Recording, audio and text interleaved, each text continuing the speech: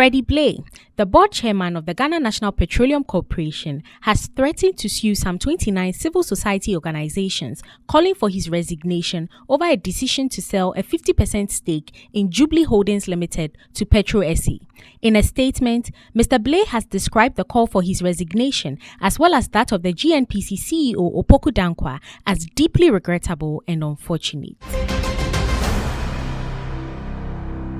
2 years after the country's failed bid to purchase shares in 2 offshore petroleum blocks owned by Aker Energy for $1.65 billion, the company has entered into a $1 upfront payment agreement with a subsidiary of its main creditors for one of the blocks. This has raised concerns over Ghana National Petroleum Corporation's prior purchase intention.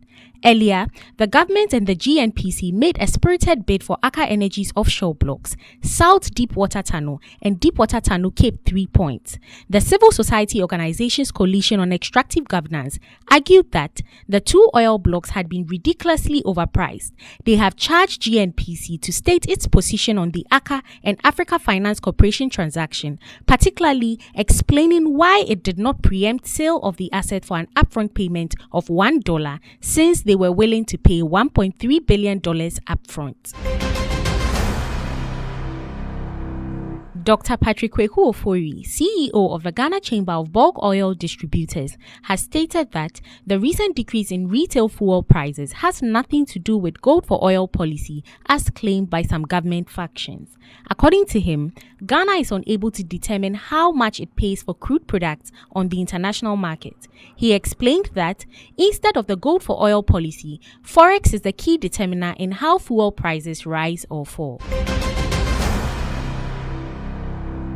KfW IPEX-Bank has announced its support for the world's largest green hydrogen project. This is currently under construction in Saudi Arabia.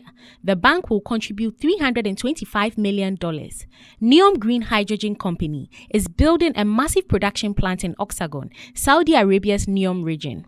After its completion in 2026, the facility will produce green ammonia on an industrial scale with an unprecedented annual output of 1.2 million tons produced by its own dedicated wind and solar farms.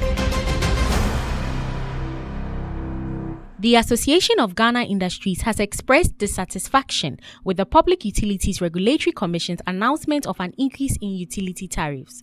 While electricity and natural gas prices are expected to rise by 18.36%, water service costs will rise for all consumer groups starting 1st June 2023.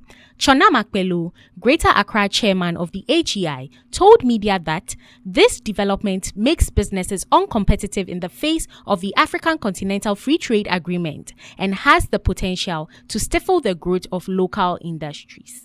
Visit energyghana.com or energyghanamagazine.com for more on these stories. Energy Brief is proudly brought to you by Airport View Hotel.